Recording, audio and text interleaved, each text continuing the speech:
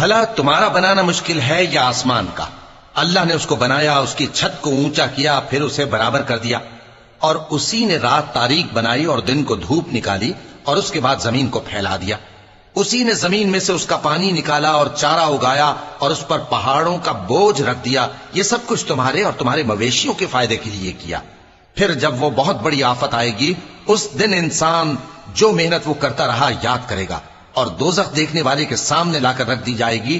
اب جس نے سرکشی کی اور دنیا کی زندگی کو مقدم رکھا تو اس کا ٹھکانہ دوزخ ہی ہے۔ اور جو اپنے پروردگار کے سامنے کھڑے ہونے سے ڈرتا اور نفس کو بیجا خواہشوں سے روکتا رہا تو اس کا ٹھکانہ بہشت ہی ہے۔ اے پیغمبر صلی اللہ علیہ وآلہ وسلم، لوگ تم سے قیامت کے بارے میں پوچھتے ہیں کہ اس کی آمد کب ہے، سو تم اس کے ذکر کی طرف سے کس فکر میں ہو؟ اس کا منتہا یعنی واقع ہونے کا وقت تمہارے پروردگار ہی کو معلوم ہے۔